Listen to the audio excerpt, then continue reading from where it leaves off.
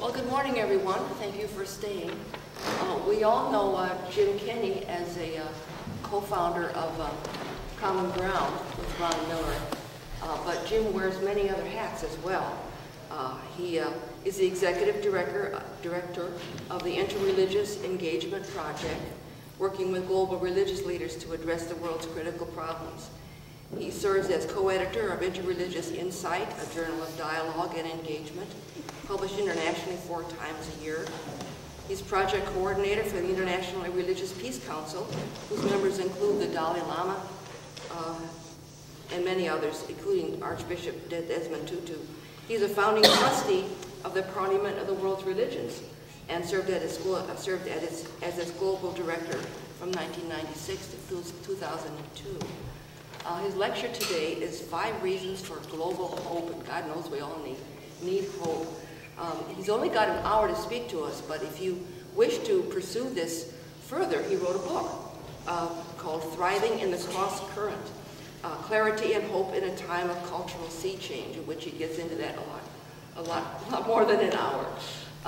So we give you Jim Kenney. Thank you.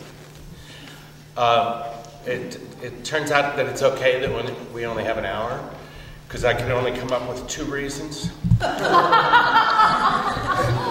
No, I've got 5. And actually, I have a couple of handouts, but I'm going to set them. I guess I'll just leave them here on the pew, and if you want one, take them. But I began my teaching career a long time ago teaching 8th graders, and the first lesson I learned was no handouts before you begin to teach. Actually, I toyed with the idea, but anyway, what you'll find on the handout is that actually I've listed 10 reasons for global hope, and I suppose that's the real reason I'm not giving it to you in advance, because it'd be too confusing as I pick and choose. But the first and foremost reason for global hope, and what gets me out of bed most mornings and puts occasionally a spring in my step, is that I believe very strongly in cultural evolution. And so the first reason for global hope is that there is such a thing as cultural evolution, and I have a little bit more to say to that and to unpack, to add to that first reason for hope. It is the topic of the book, here, Thriving in the Cross Current, Clarity and Hope in a Time of Global Sea Change. And I'll explain that term sea change to you in a moment. Really, the first reason for global hope is that occasionally there are these periods of dramatically accelerated cultural evolution, and you can probably see this coming. I believe that we are living in one right now.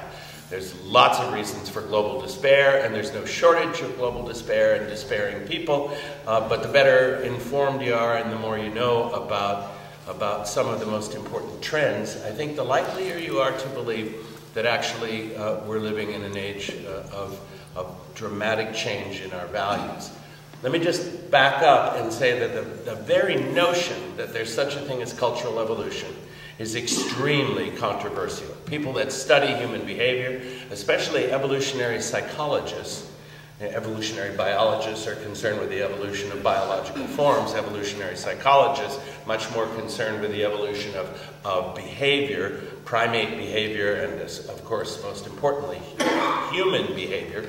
If you put it to an evolutionary psychologist, someone like Richard Dawkins, for example, or had you put it to an evolutionary biologist like Stephen Jay Gould, who taught a lot of us evolutionary biology in one way or another, they would scorn the idea that human cultures improve, get better in any sense. They would argue that they merely change. Human culture and human cultures merely change. They do not advance, evolve, improve, progress, and so on. I believe that there's abundant evidence to the contrary. The major reason why the evolutionary theorists resist the idea is because the Darwinian model doesn't lend itself very readily to group evolution. It's a model that focuses on individual evolution, not on the evolution of the group. And so as Darwinians, we come sort of unequipped to the conversation, and our natural reflex is to say, nah, that doesn't happen.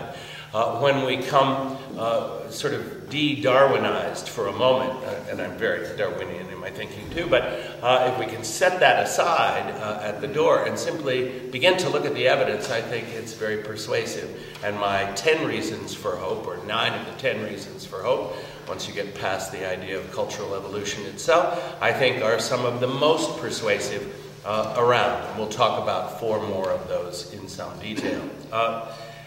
The idea of sea change is simply this, that while cultural evolution proceeds apace, it's incremental, it's slow, fairly regular, but every now and then it's punctuated. By cultural evolution, let me tell you, I mean the gradual process or the gradual tendency of our dominant values, predispositions, prejudices, ways of thinking, models for understanding, paradigms, call it what you will, but our dominant set of culture-shaping norms and habits, let's say, move steadily in the direction of a closer fit with reality.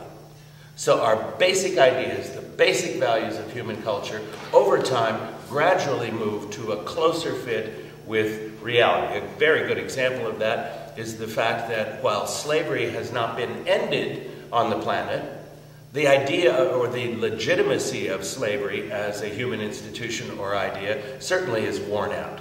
I mean, if I were to ask you if you would be interested in investing in slavery futures, do you think it's going to come back?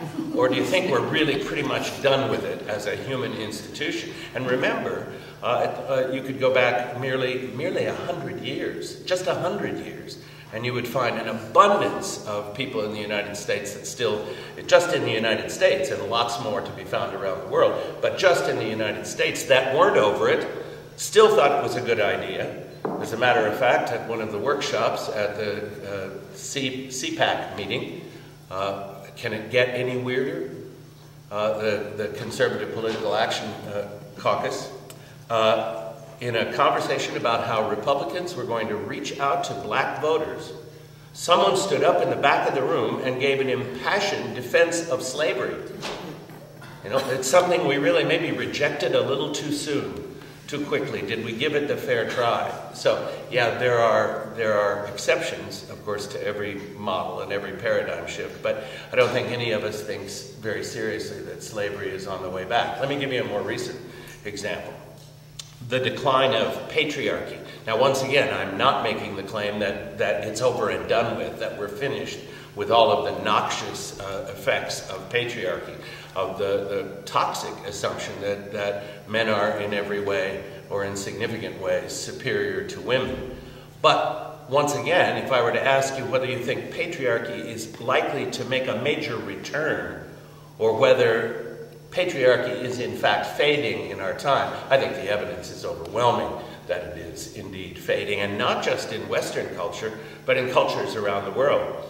When I talk about this, I often hear from people who want to tell me how they think Islam works, what's going on in the cultures of Islam. But once again, if you had one who has a deep insight and deep knowledge of the way Islamic culture is evolving, one of the very first things she or he would want to point out is that patriarchy is very much established, very ensconced, very built into the structures of thought and governance in Islam, is nevertheless under the most severe challenge ever and is slowly beginning to fade. The idea of a woman imam is simply one who has a pulpit. The idea of a woman speaking from a pulpit, the idea of a woman theologian, the idea of a woman interpreting Quran in a meaningful and thoughtful and respectable way would have been 25 years ago very strange in Islam. 50 years ago, unthinkable. 100 years ago, unmentioned. Right? Today, it doesn't seem such a strange idea at all. The rate of progress is a little bit slower, or let's say the point at which, the point to which progress has reached is a little bit behind that we would find in our own culture, but it's inexorable. That's not one of the reasons for hope, but it could easily have been. So, my basic argument is that there is such a thing as cultural evolution, that human values move steadily, inexorably, sooner or later, toward a closer fit with reality. Again, by a closer fit with reality here, what are we catching up to? We're catching up to the fact that women are not in any way inferior to men. Right? And sooner or later, that reality will out. The idea that to possess another human being as a chattel slave is always and everywhere wrong, unsustainable, immoral, and economically even unviable. Gradually, we catch up to that. Another example is this, that it begins to dawn on us as a culture that the older notion that most educated people shared even 100 years ago. Not all, there were always exceptions, always people ahead of the curve, but 100 years ago, the notion that the earth was in significant ways fragile was not a widely held idea. Right? Imagine 100 years ago trying to gather a group of people and talk to them seriously about the notion that just 100 years ago, that it might be possible eventually to dump enough junk in the ocean to make a difference. Or even less tangible, the idea that we might be able somehow to befoul the planet's atmosphere, to break its ecological functioning by burning whatever or dumping into the air. Again, 100 years ago, that's not an idea that's going to make much sense to anyone. While we still live in a culture that is the only developed culture in the world that is in full-throated denial of climate change, 97% of the working scientists whose specialty is global climate are in agreement that it's the most serious environmental problem we face, that it is anthropogenic, human activity driven or accelerated, and that something needs to be done about it. The fact that our culture hasn't caught up with that yet, politically, doesn't mean that our values haven't begun to change, right? And change very dramatically. It's worth mentioning that, and it's sort of amusing, 75% of Americans identify themselves as environmentalists. It's amusing because it's simply not true. It's goofy. On the other hand, that's much better news. Imagine if you had read the report that said 10% of Americans identify themselves as environmentalists. They may not fully understand the commitment they're trying to make, but they're leaning, and evolution is all about tending, tendencies, intentionality, and how are we tending, how are we leaning. Okay, the last thing I want to tell you about part one, or the first big reason for hope, which is the all-embracing reason for hope, is that cultural evolution, although it's fairly steady, is, as I mentioned earlier, punctuated. There are occasional periods, sort of like perfect cultural storms, when everything seems to fall into place, everything seems to come together in a very dramatic way to produce a very dramatic acceleration of that shift that I'm talking about, of that evolutionary shift. In general, we move like this, but every now and then we take a great leap. I borrow this idea of punctuation from Stephen Jay Gould, as a matter of fact, who wrote about biological evolution, that while it was, for the most part, smooth and steady, every now and then there was what he and his colleague Niles Eldredge wrote about as punctuated equilibrium. Every now and then there's a great leap, and suddenly things come together and a huge advance is registered in the evolutionary timeline, and then we move back to an incremental kind of process. In the book, I talk about 4 periods that seem to me to be sea changes, and sea change is my term for this dramatic acceleration. One is the shift from the Paleolithic to the Neolithic, the shift from hunting and gathering culture to settled agrarian culture. Changed absolutely everything. We don't have time to talk about it, but it did. The second is one I will talk about for a moment. It took place in the first millennium before the time of Christ. And scholars of religion refer to the first axial period. Karen Armstrong wrote a book about it called The Great Transformation. The first scholar ever to identify it was a German. His name was Karl Jaspers, spelled Jaspers, but Jaspers, in a book called The Origin and Goal of History. And in it he said, look, in this 1,000-year period, everything changes. All of the great religions that we recognize today were born or had their foundations laid in this period of merely 1,000 or so years. He also pointed out that there was smack dab in the middle of the whole thing, there was an extraordinary century, the 6th century BCE, which has actually prompted many less serious scholars to imagine that this is evidence for an interplanetary or even interstellar visitation. People came from other worlds, perhaps bearing pamphlets. Anyway, it seeded all of the new religions. But in this 1st century, the 6th century BCE, we see the transition from the Hebrew religion of sacrifice to what we would recognize as ethical monotheism. And that is embodied in the persons, for example, of Jeremiah and Ezekiel.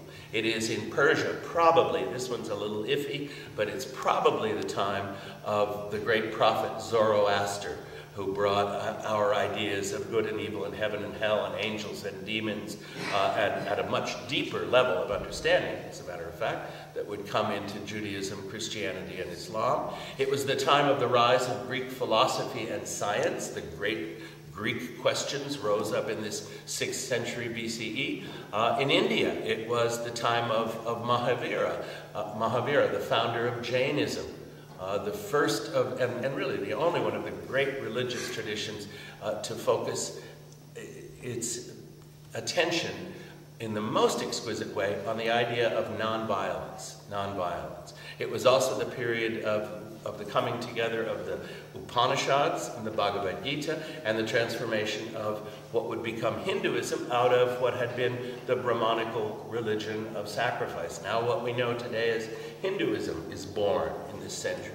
It's also the time of the life and teaching of the Buddha, Siddhartha Gautama the Buddha in India. And if that weren't enough, it turns out that in China, it's also the period that saw Lao Tzu, the founder of Taoism, and Confucius.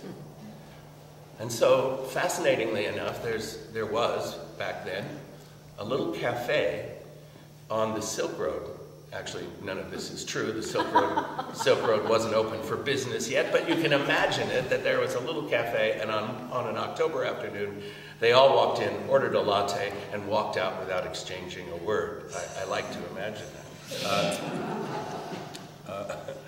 And later wondered.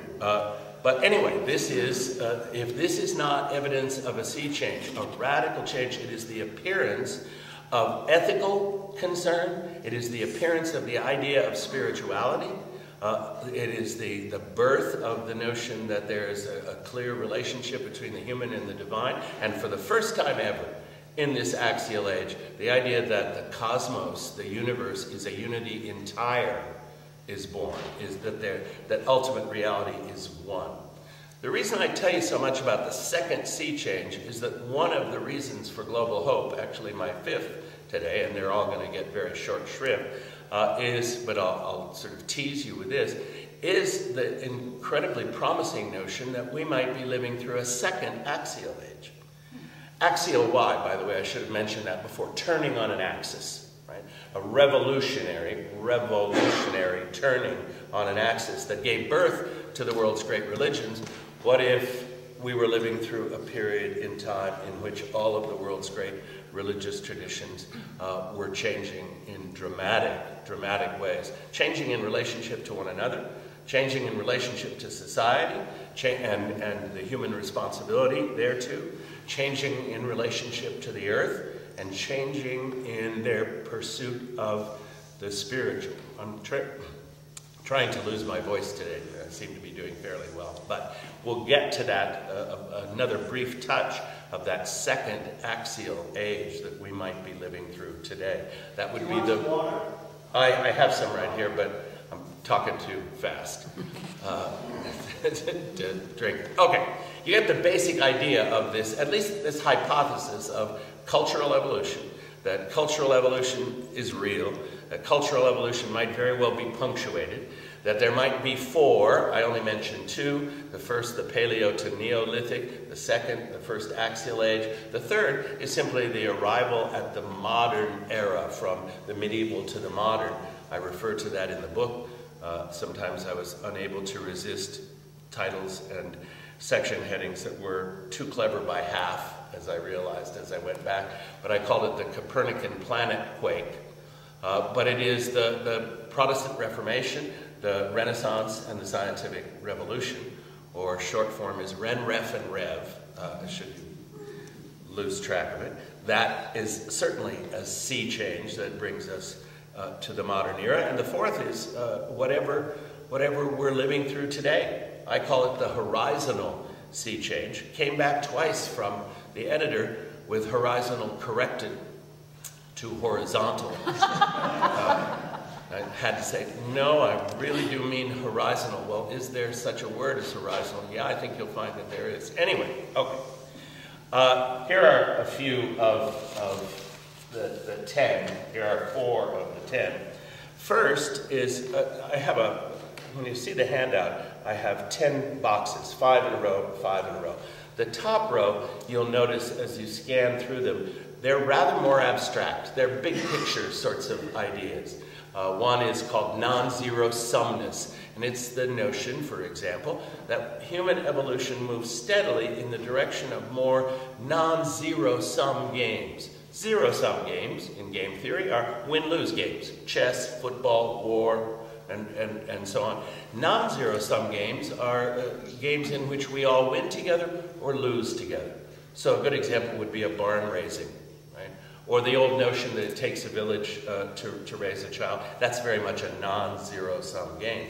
Well, it's been argued, and I think the evidence is overwhelming, that we move steadily in the direction of increasing non-zero sumness.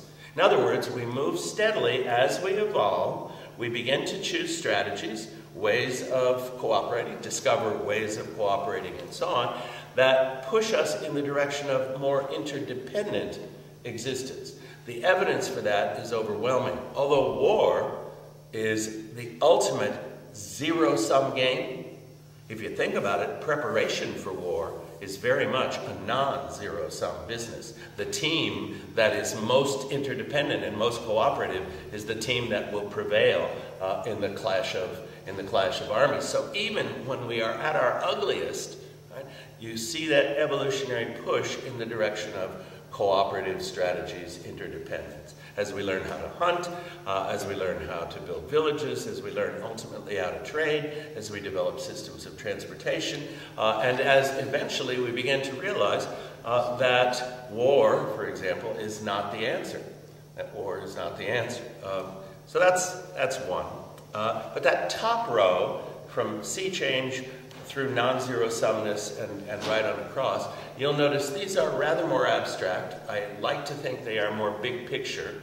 And then the bottom set of 5, you'll see if you take a handout, addresses things that are a little bit more concrete. Abstract here, a little bit more concrete, a little bit more precise. So let me tell you about a couple of those that are my favorites. One, I just called Democracy Rising. Anybody who's paying attention notices that something is very much astir in the world with regard to the opening up of the democratic ideal, the idea of democracy, the growth of democratic movements. It has been in some places violent. It has been, especially in the view of those who don't want to believe that it could happen, it has been disappointing. If I hear one more time, well, so much for the Arab Rising, take another look at Egypt or Tunisia or Yemen or Libya. No, my response is, no, do take another look at Egypt and Tunisia and Libya and Yemen and so on. Do take another look at Morocco. Here's tragic Syria, you know, a nation practically destroyed, but a nation destroyed by its own internal dynamics, its own internal long-established angers that were unleashed by a movement that simply would not be denied by a democratic movement. Yeah, democratic movements can be frightening. They can open up vast destructive forces. But on balance, is the Arab world, for example, is the non-democratic world less non-democratic, illiberal democracy in decline? Is the Arab world better off for the Arab Spring? I don't know an expert on that field and on that area who doesn't say it's a very precarious situation, but yes, indeed, better off. Something new has been born.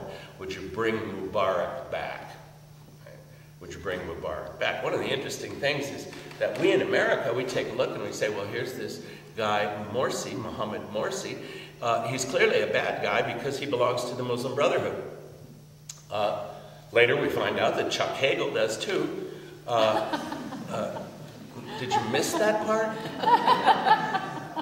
In the hearings, the idea that there's a possibility, and really it's up to him to demonstrate that it's not true, that he is a clandestine member of the Muslim Brotherhood. To me, well, anyway, I was going to say that makes the Muslim Brotherhood look a little better. But Mohammed Morsi, a member of the Muslim Brotherhood, what we fail to realize is that the democratic process in Egypt has had its most salient effect and its most healthy effect on the Muslim Brotherhood. The Muslim Brotherhood has been radically transformed.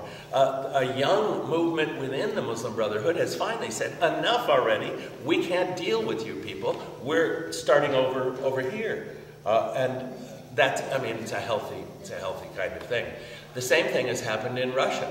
Vladimirovich Putin, who is clearly sees himself as the czar that never was and always should have been, now begins another term. He has, in the meantime, fiddled the Constitution, so this term will be 6 years, and so he could be with us for another 6 and then another 6 after that. But Putin's share of the vote has gone down from, in rigged elections, has gone down from 80, 85, even 90% to just under 50%. And now there are open demonstrations in the streets that, despite the fact that the government has made open demonstrations in the streets illegal, continue to unfold. I think Russia is very likely to see a transformation, a very solid move in the direction of democracy. I don't like to predict things, but if I had to make one prediction today, it is that Putin doesn't serve out his 6-year term. And I don't mean he's going to be knocked off or thrown under a bus, but we'll find his situation untenable. I think that's quite possible. I think the Occupy movement is, to me, is one of the most hopeful signs that democracy could even break out here. And the sort of twin, not the twin, but the evil twin of the Occupy movement, pardon me for being political, the Tea Party, is in free fall. It's in plummet. The only place where it is still thriving is, sadly, in Congress. But in terms of its political strength on the ground, it doesn't even compare to the Occupy movement. We keep hearing that the Occupy movement is dead. Not at all. Not at all. It has evolved into new forms and has brought new people into the whole process of democracy. So I'm very upbeat on democracy.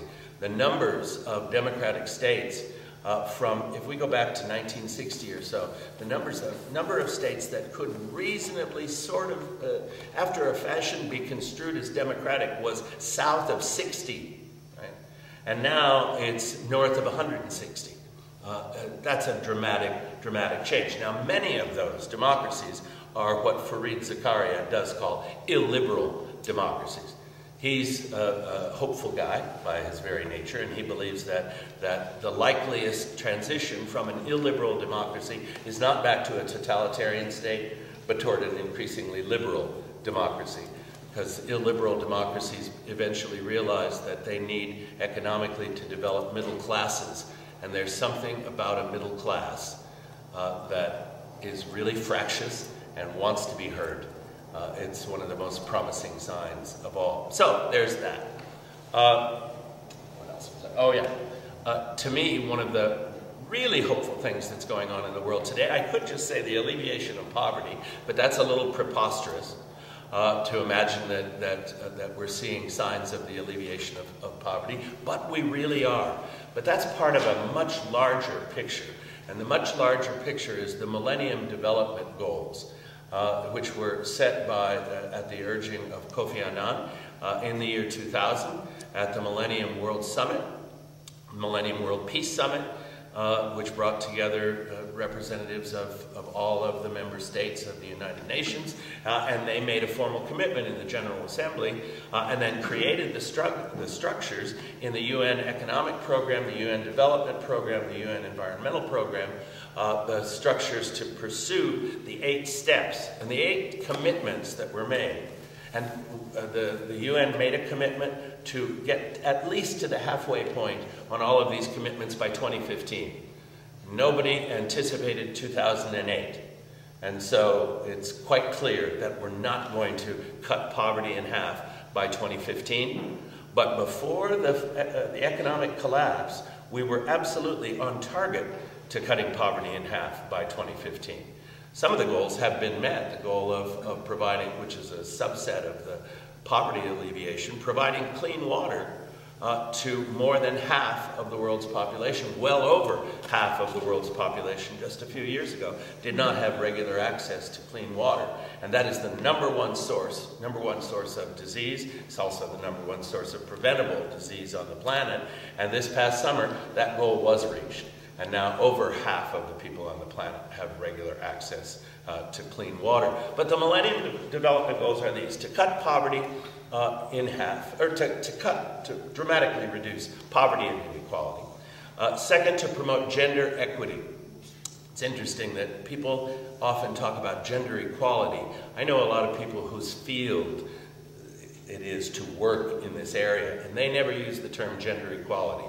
You can tell people who are really in the field, they talk about gender equity, which is, if that distinction doesn't mean anything to you, don't let it worry you, but it's a very critical one. But I think it's fascinating that that's number two. First, poverty. Second, gender equity. Why? Because the most dramatic place in the world we could place the lever and change everything, and I don't have to tell that to this group, would be to change the lives, the power, the status, and so on of women around the world. And if you think that's not known to people whose skill and whose task is global development, and by global development I do not mean a golf course would be really nice there. I mean empowering people to help themselves. The number one thing we can do is address questions of gender equity. The next thing is universal education. Universal education, which goes hand in hand. And once again, you'd hear from the development people that the greatest progress is being made in the education of girl children. Because this is, in many underdeveloped or developing nations, the first place they cut the budget. We need a little more, a little more flexibility in the budget. What do we cut? Women's education. That began to be addressed when the United Nations was able to demonstrate quite forcefully that the number one observable consequence of cutting funds for the education of women is a dramatic reduction in the lifespan of men. That got their attention, or it seems to have begun to get their attention. So number three is universal education, goes hand in hand with gender equity. Number four is child health, making every effort to address the problem of child health. This is tied to the water question, and if you could provide clean water for all the people in the world that don't have it today, which would cost an estimated 7 months of global military spending. 7 months. Take 7 months of global military spending, put it on water, and you have addressed that problem. Renewable, clean water, and then you've taken a huge step toward addressing the health of children. Then the next is maternal health, right? So important. I'm always shocked when I hear someone say, well, isn't that, after all, a way that the planet copes with the biggest problem of all, which is population? Really, beware of people who tell you that the biggest problem is population, because it's a problem indeed, but very often that comes with a whole set of palliatives, things that should make us feel better about war, about starvation, about the death of children, about AIDS. That's one of the most insidious of all. Anyway, the health of mothers, the health of children, the health of mothers, then HIV and AIDS. Next, ecological sustainability, we're at 7, and then, astonishingly enough, and evolutionarily enough, the 8th of the Millennium Development Goals is that we develop global structures, global, interdependent, cooperative structures to get all this other stuff done. That we're not interested in encouraging or funding France's program for maternal health. No, we want to develop global programs and global structures of cooperation, information sharing, and so on to get all this stuff done. If you're interested at all, visit the UN website, which is un.org, easy to remember. And on the UN website, do you need something? Okay. On the UN website, you can very easily search for MDG, which is Millennium Development Goals, and they're very, very good about reporting back. So how's the clean water thing under the poverty thing? How's that going? Not so well, better than we thought. Here are the projects that are really doing well. Here are the setbacks. How about poverty? How about universal education? Where do we stand on HIV/AIDS? The reporting is detailed, it's consistent, and above all, it's very, very honest. It's bracingly honest and refreshingly so. And it leaves you, every time I visit that site, I'm sort of just a little bit buoyed up. You know what I mean? Not goofy, but a little bit happier, a little bit more hopeful. By the way, people often accuse me of being an optimist, and that's not true. I'm hopeful. An optimist is one who says, ladies and gentlemen, I've surveyed all the available information and the news is good.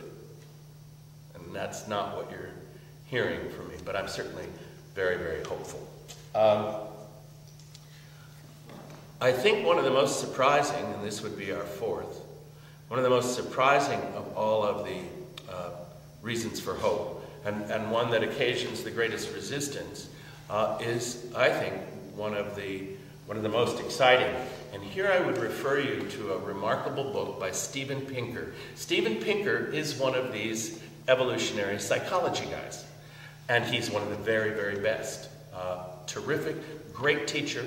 He wrote, he's written a number of wonderful books, but recently he's written a book called The Better Angels of Our Nature.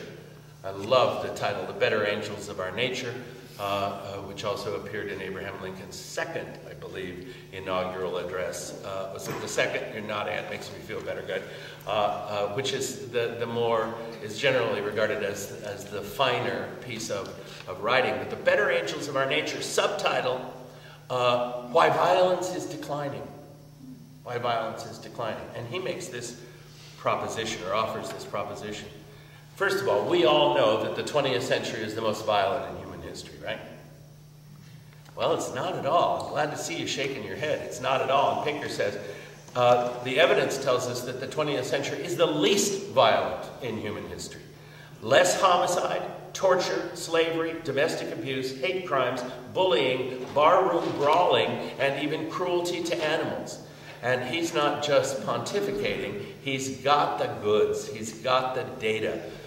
It's astonishing to learn that we have very good data on homicide rates, as it turns out, from England, right, that go back to the 13th century. And it is astonishing to look at the plot of homicide in one culture in England, but one fairly representative culture as European cultures go. It goes like this. The homicide rate, although homicide is today better reported than ever, we create little homicide laboratories in our cities, right? Do you understand that little neighborhoods and so on that specialize in homicide? Nevertheless, the rate of homicide globally in the United States, in the so-called developed world, in the European American West, dramatic decline. We know that more people died in wars in the 20th century than in any previous century. We have two huge spikes in the graph, World War I and World War II. Huger spike, and then some, other smaller, and they are considerably smaller. But if you take the population of the 20th century and project against the 20th century population tribal rates, rates of tribal warfare and tribal violence, you would get a total of deaths in war. Our total is a little over 100 million for the 20th century. I'm not minimizing that. It's impossible to comprehend. It's so horrible. But if you were to take our population and project tribal warfare rates on the 20th century, you'd be talking about 20 billion deaths.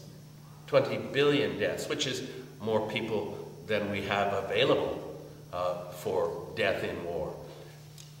Think about some of the others, these little indicators like barroom brawling and cruelty to animals and things that used to be absolutely tolerated, and simply now they happen, absolutely they happen, but they are intolerable. Our country spent a year talking about a famous football player who was engaged in dogfighting activities. Now, I'm not saying we handled it in exactly the right way, and there is still football.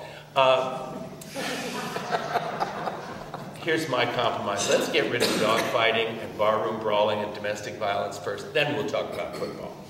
But even domestic violence, now that's the one that tears at us and that we think, that can't be true. There's clearly more domestic violence today than there was, say, before the 50s. And the evidence is overwhelmingly, it makes it overwhelmingly clear. That's simply not true.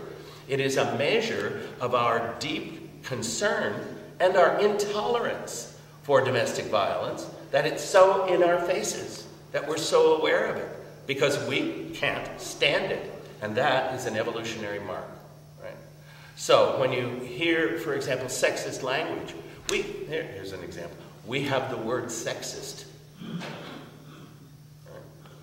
That's a fairly new coinage because it's not a usage that was necessary. We didn't need to point things out that were sexist.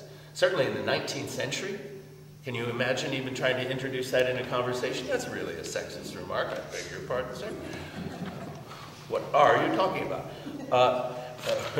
We even have the term ageist and racist. Let me pause and say something that I often say at this point in the conversation. If you have doubts about how real this idea of dramatically accelerated cultural evolution might be, and the fact that we might just be living in an age, not an age that's going to hell in a handbasket, but that's actually catching on, whose values are beginning to move dramatically in a progressive direction. Despite all the evidence, no one here can point to any evidence that hasn't been pointed up to me before on at least 100 occasions, and I'm very aware of it. But think about this. Imagine or strike up an imaginary conversation, or a real one, with your grandparents. For most of us, that's going to have to be an imaginary conversation. About any of the issues we've talked about. Or talk about racism. Talk about interreligious activity. I'm going to get to that fifth one, which has really been, as you can tell from the little bio sketch, has been the focus of my work and my wife's.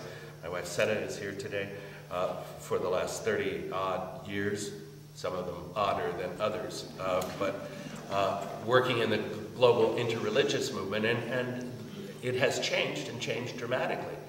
But today, we talk about the possibility of pluralism, entertaining the notion that more than one religion might be perfectly valid. Now, that's not going to strike any of you. You might not agree, but it's not going to strike anyone here as a wacky idea from another galaxy far, far away. Talk to our grandparents. Let's have that imaginary conversation with our grandparents, and let's talk to them about religious pluralism. Do you understand? There's no place for them to get a hold of that idea or to begin the conversation. I've been having imaginary conversations with my grandmother for a long time, and I've been using her as a kind of foil in these conversations because she was a wonderful woman. We were very close.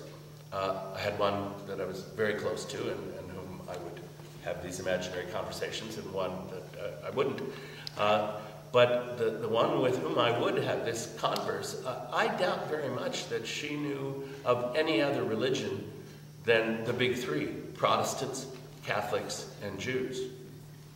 That even strikes us funny, a little bit funny today, to think of Protestants, Catholics, and Jews as the big three religions.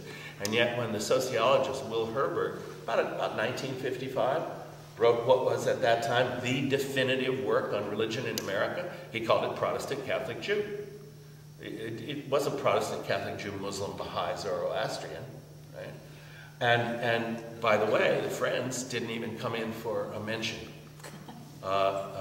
Because he's talking about the main line as he perceived it, and those other religions, certainly Islam, didn't come in for a mention. Imagine writing the definitive account of religion in America today and not mentioning at least a dozen religions. So have that conversation with your grandparents about race, for example, about sexism. Try to explain sexism to your grandparents in an imaginary conversation. Now have that conversation with your real or projected or imaginary grandchildren or great-grandchildren. And don't you expect that there's a difference that can scarcely be quantified. Most of us in this room, we could argue, struggled with our sexism, and let's just say, and we all came through more or less intact, more or less okay. And we struggled with our racism, right?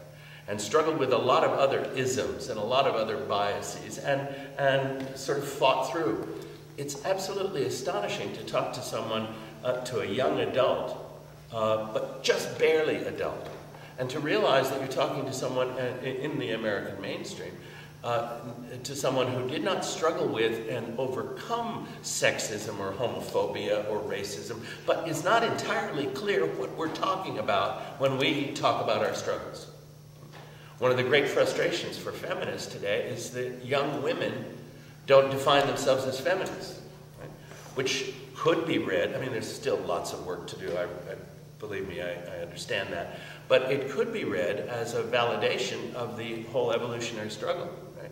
You get to the point where it doesn't occur to very educated, just newly fledged, right, young women, just on the edge of adulthood, that there's a struggle ahead. They'll find out soon enough, but they belong to that generation that is post all of these things. I remember in the 2008 presidential campaign, somebody put together an amazing little floating town meeting, and it was about 30 young adults, and they were half and half men and women, and half Republicans and Democrats. And they went from city to city to city, and they had these little conversations. They disagreed about everything, but in the process, they became great pals, and they were all really good friends. And some of these dialogues were telecast, and I saw a couple. And one that I saw, the moderator really wanted to get them to engage this whole question of gay marriage.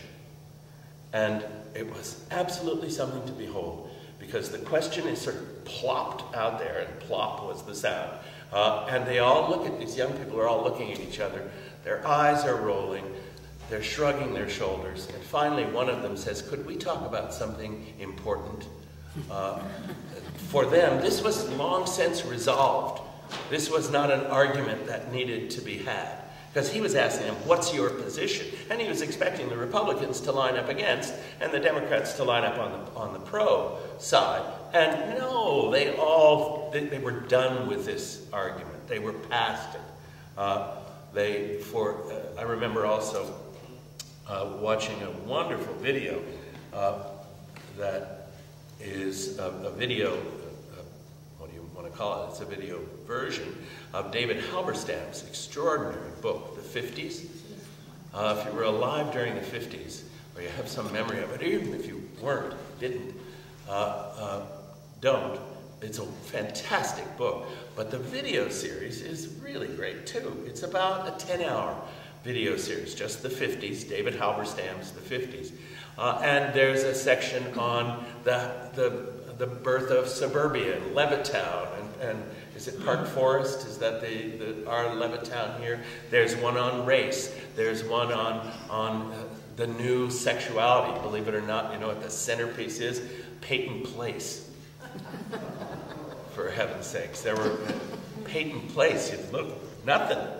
But Peyton Place, the secret wars, the birth of the CIA and American foreign policy, Guatemala, Iran, and so on. Just absolutely fascinating. Segregation, the troops, and so on. Anyway, it's absolutely amazing. But one of the most astonishing parts of it has to do with advertising and the appeal to women. And there's another section about the pill, and they sort of blend together.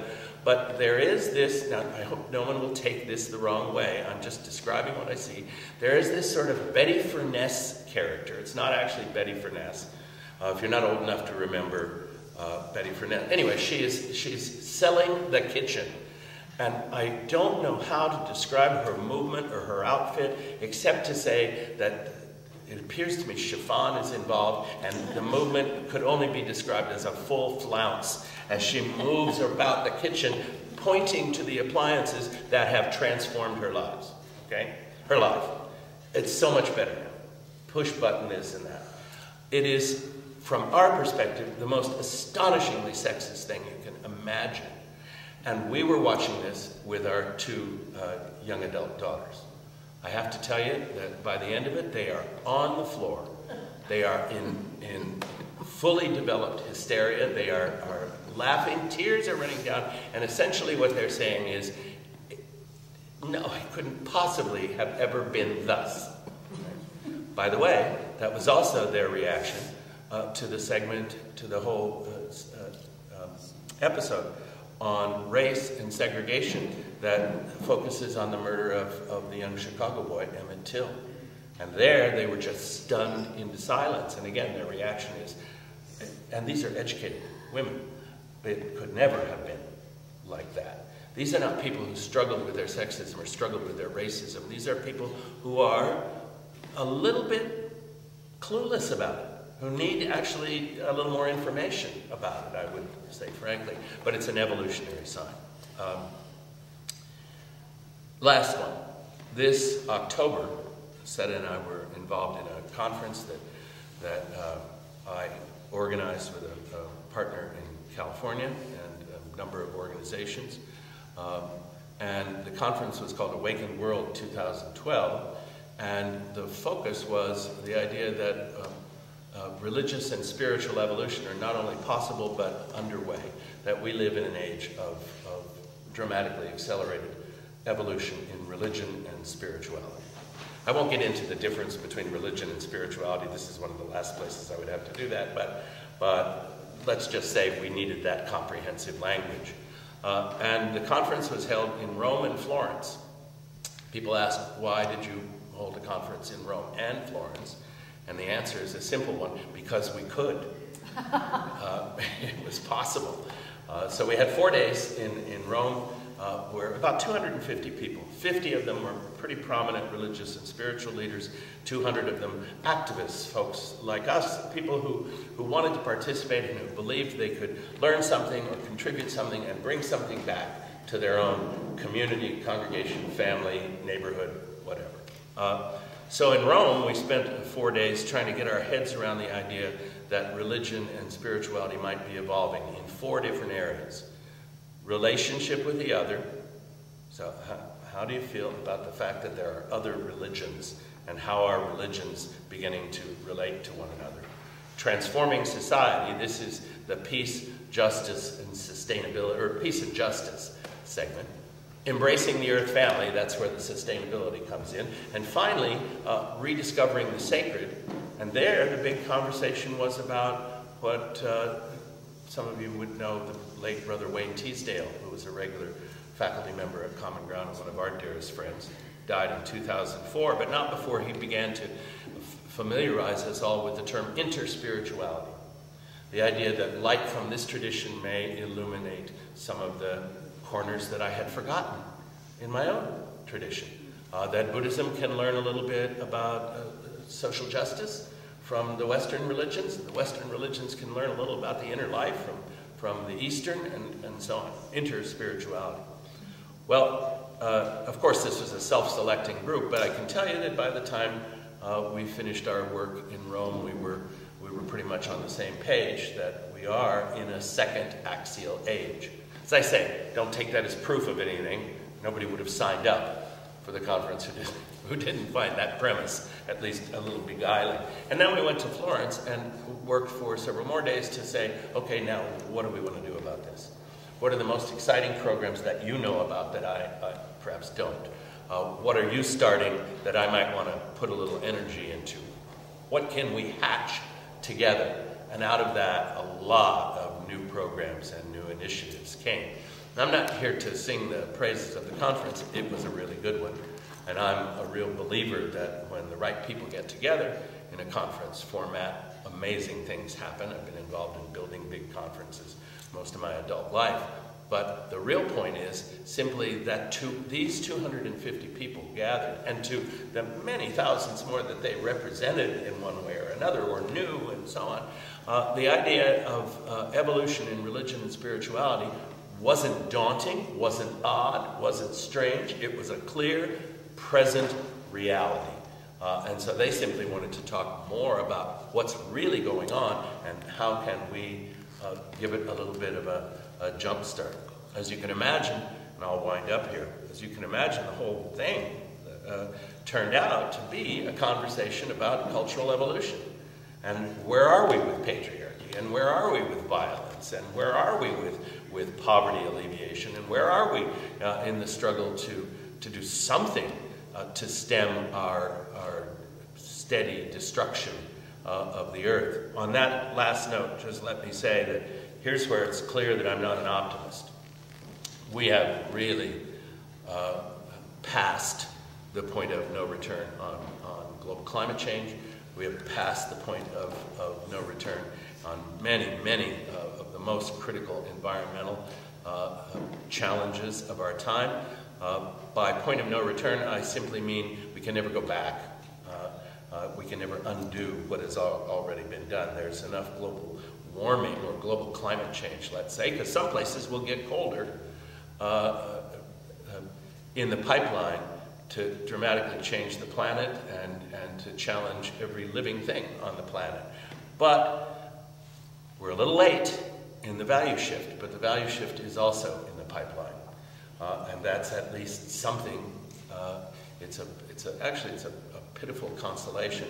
But imagine if the climate change were already happening and there were no discernible attitude shift. The attitude shift is crystal clear. It is global. It's a little slower here because there is a richly paid, supremely unprincipled opposition that's highly organized and knows exactly what it's doing, that recruited most of its experts from the tobacco lobby. That's where they learned the game, which is to instill doubt. But for all of that, there are all sorts of reasons to be concerned, to be distressed, to be worried, and so on. All I'm claiming is not that everything's getting better and everybody's getting well and so on, but that the most important thing that could possibly happen is happening, and that is that our values are shifting toward a closer fit with reality. By the way, I've got a picture here, these two waves. This is simply a diagram. Here are the older values on the way out. Here's a newer set of values on the way in. And what's the most important point in the diagram?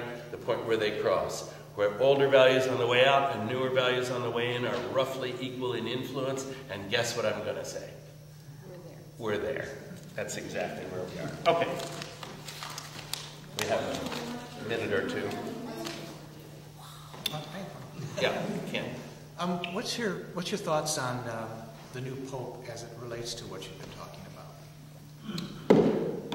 It's early. Here's what I would say. People who are, if I were to raise the question, okay, what signs of religious and spiritual evolution do you see in Francis I? You know what people are going to ask first? What's his position on abortion? What's his position on homosexual marriage?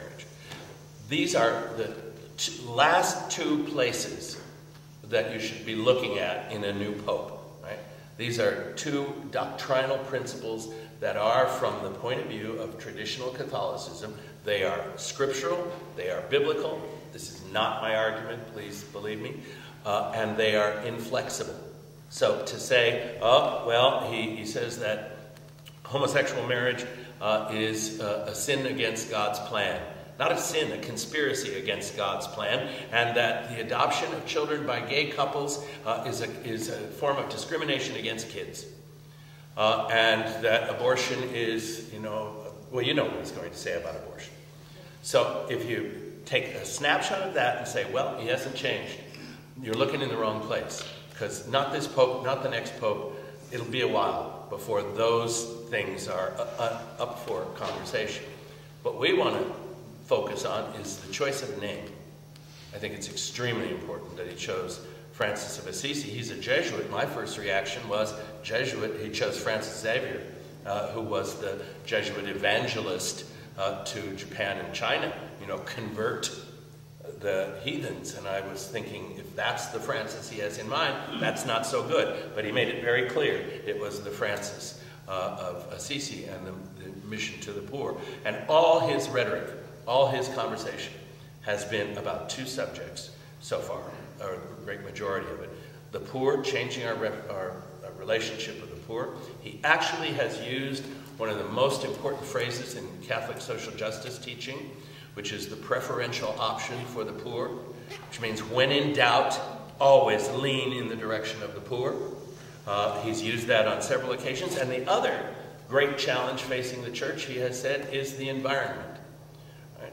Now, he'll get around to the pedophilia and so on. It's amazing that for most people, evolution has to do with a number of sexual issues. The most important of the sexual issues, though, it seems to me, is not abortion. It's critically important, but the Pope is not the place where that's going to change. Homophobia doesn't issue forth from the Vatican. It just finds a natural home there.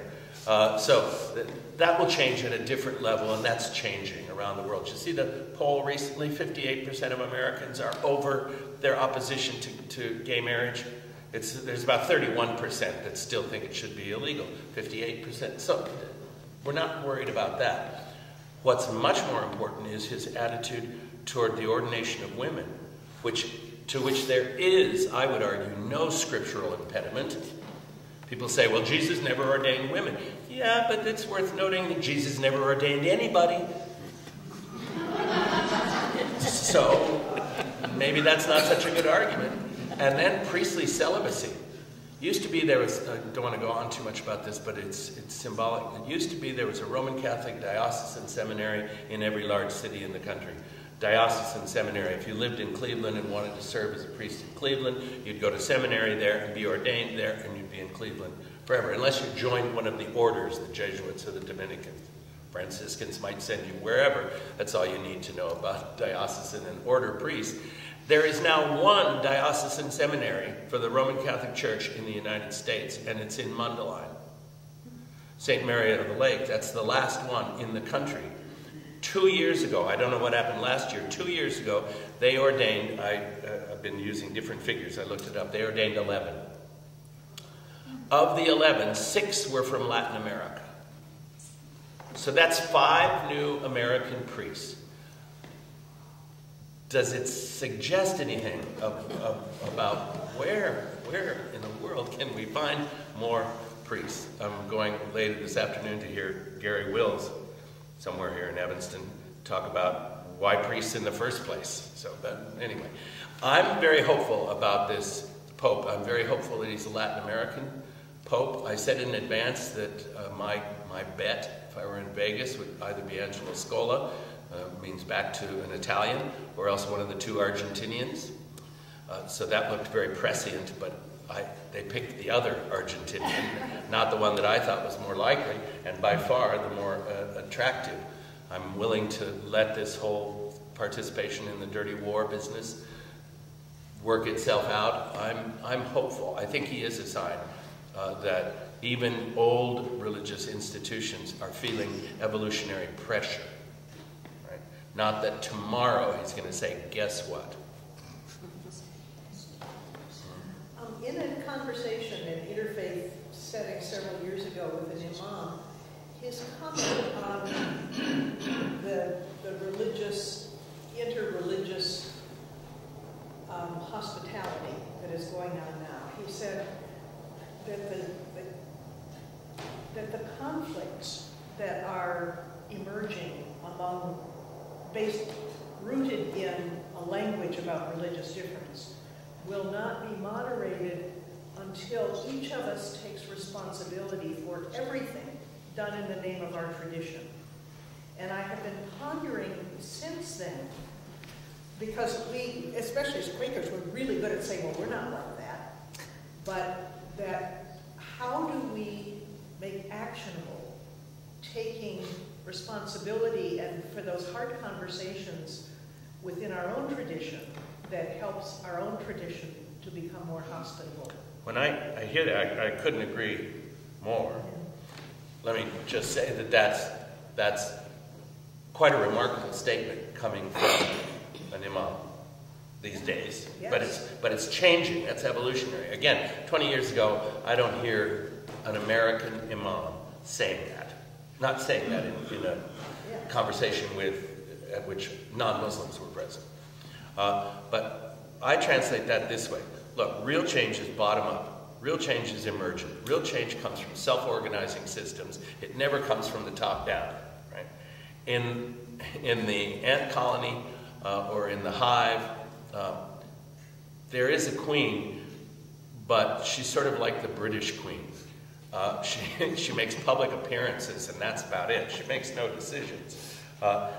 Despite ants and all of those wonderful movies that have all the orders coming from the top down, that's not the way colonies are organized, and that's not the way societies change. They change from the bottom up.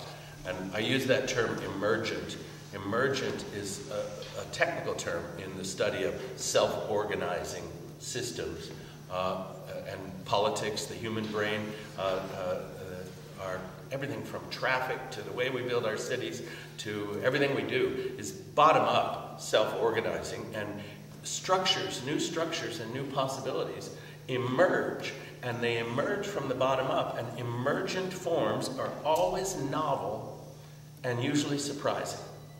And so I think what he's saying is not go out, organize your community, and get everybody to take responsibility. Maybe that is what he intended, but he's accurate in this regard. That's the way it will happen as people gradually take more and more responsibility for their own lives and realize that they make up their own minds. And when was the last time a thoughtful, middle-of-the-road, educated American Catholic anxiously waited for an encyclical, for the next papal pronouncement on some issue? Actually, the Pope is probably more anxious to hear what's the latest from America.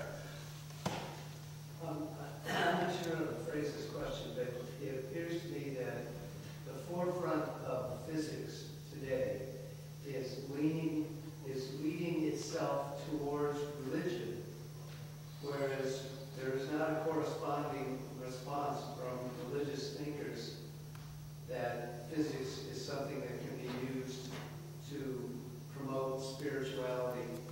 I'm thinking of the film Down the Rabbit Hole.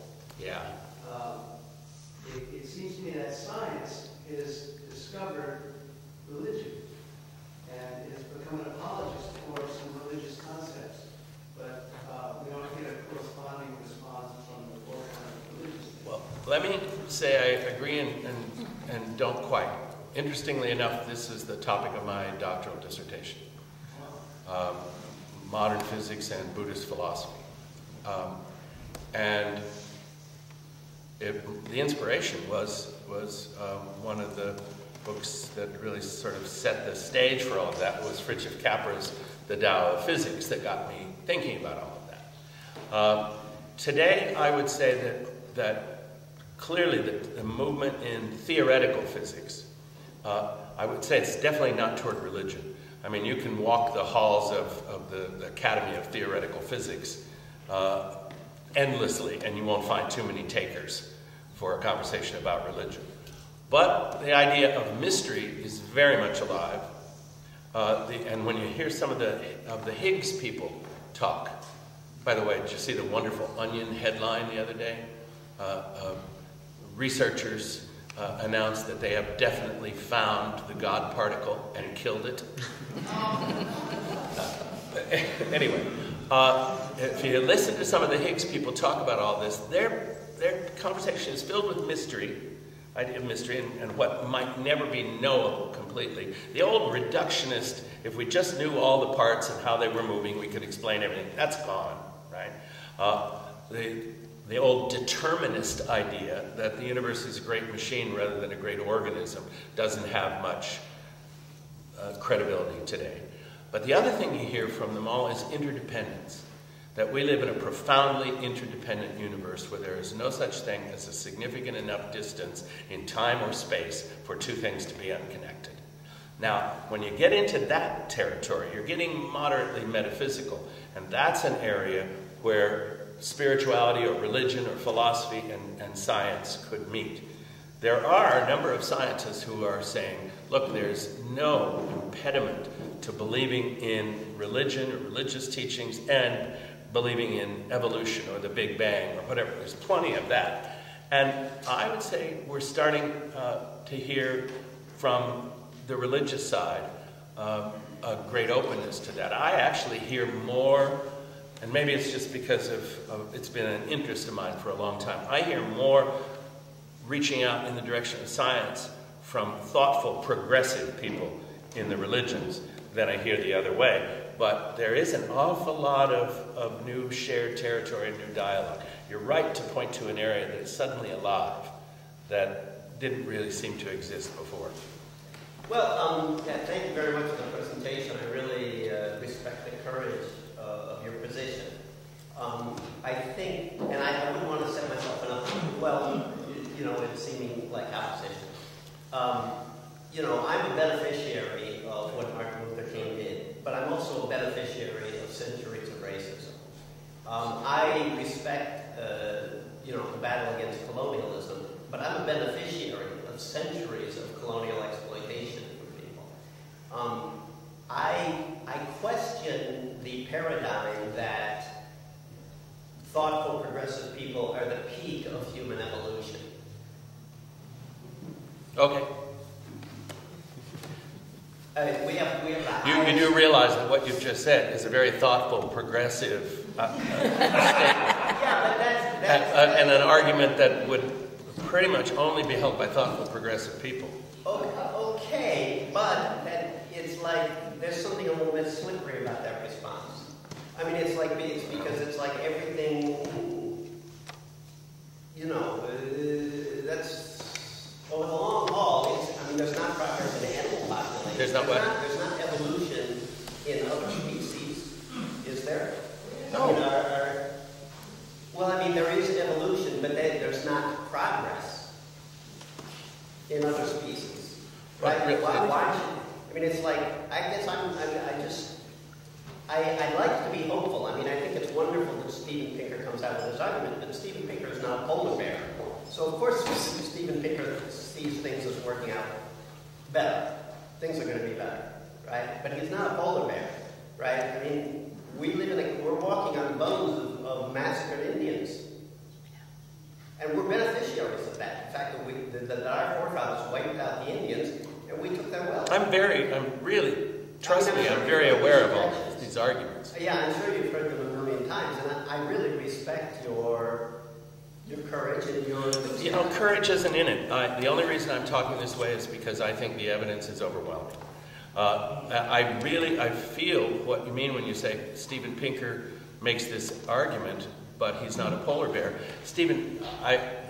We're Steven Pinker sitting right here. I mean, we can't project what he would say, but he would understand that completely and immediately and would say, hold it. I'm not saying that we have not done violence to other cultures, other species, and I'm not saying that we don't continue to. I'm just giving you some data. And here's why the data is important, because everyone you know knows that we live or have just finished the most violent century in human history. And that shapes our attitudes and our hopes and dreams. And if that, just one second, if that turns out not to be true, then that's information we ought to have. I need to know that this century has been much less violent, perhaps than any century in human history. You go like this. I mean, check the guy's data first before you reject it. But for example, we have the highest incarcerated population in the world and the highest percentage of our population. I understand. Right? So, is there a connection between that and the fact that domestic violence is down? Well, yeah. Are you concerned at all about can you just take the data as data? Right? That we actually may be living in the least violent time in human history rather than the most. that may be a sign of values evolution. It's not a sign, and I've tried to say this, I say it better in my book, I guess, but I've tried to say it. I'm not saying, and therefore all is rosy and all is good. I've made a big point of saying I'm not an optimist. I'm hopeful. I said we have passed the point of no return on many absolutely critical issues that have to do with climate. I'm as concerned about polar bears as anyone, and have spent a good part of my professional life studying Native American culture. And so I'm very sensitive to that as well. All I'm saying is that we may be arriving at a point, I believe we are arriving at a point in human evolutionary history, where the kinds of arguments you're making have a bigger audience than they have ever had before. Where you can talk about how we have all thrived, or is it thriven, you know, on the, as a result of these travesties. But now people hear that. There are more people to hear that and to say, and somehow we are outgrowing all of that. Colonialism did benefit us all in many ways. In other ways, we're still paying the price. And that's why, as a culture, we're now struggling with. Ask anyone who has graduated from college in the last 10 years how much they heard about the problem and the challenge of colonialism. And they heard a lot about it, because we're really trying to work it out. So I recognize the problems are still there. This is not a Pollyanna view I'm trying to present. So thanks for the opportunity to say that. Okay, this is a data in support. I've seen the traditional music, all of the old ballads, the old sagas, the old stories. When they talk about the reign of the good king, the phrase that keeps repeating, during the reign of King so-and-so, the land was so safe that a virgin with a bag of gold on her head could walk from one end of the country to the other and not be molested. Please to note that in the city of Chicago, any working weekday, several 100,000 young women get up, take their shower, eat their breakfast, put their purse over their shoulder, go downtown to a job, do their job, and come home without being molested. Okay? Is it dangerous? Yes. Is it as dangerous as it used to be? No. Because in the old days, a young woman walking alone, unprotected, was liable to be molested by whatever boy came by. Virtually certain to be. Yeah. And that is no longer. That's very interesting.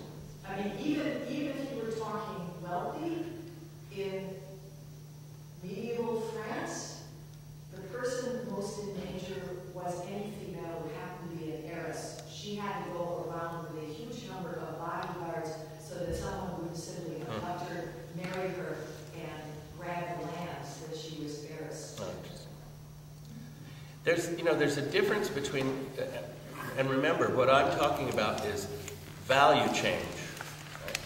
Not situational change. And there's always a big lag between the first thing that changes is our values. Then the next thing that changes is our behaviors. Right?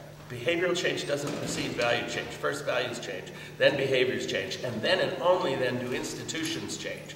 And institutions are always way, way behind. That's why we look at the Catholic Church and say, or we look at any organized religion or organized anything. There's a great, I'll wind up here, but there's a great old folk tale that has God and Satan walking down the beach. This is back in the early days when they were still getting along. When they were still willing to have a wager about Job, for example. And God bends down and picks up something, and it is radiant and shining, and he's holding it like this. And Satan says, "What's that? What's that?" And God says, "It's the truth." See, God talked like that, Satan talked like that. And Satan says, "Here, let me organize that for you." So I'm not talking about institutional change. I'm hopeful about behavioral change. It's lagging. I could as easily have done a presentation about 10 reasons just to bloody well give up. Because they're out there too. But what gives me hope is the change in values. And that happens first. And that is happening. Okay. If you want one of these handouts, I'll leave them up here.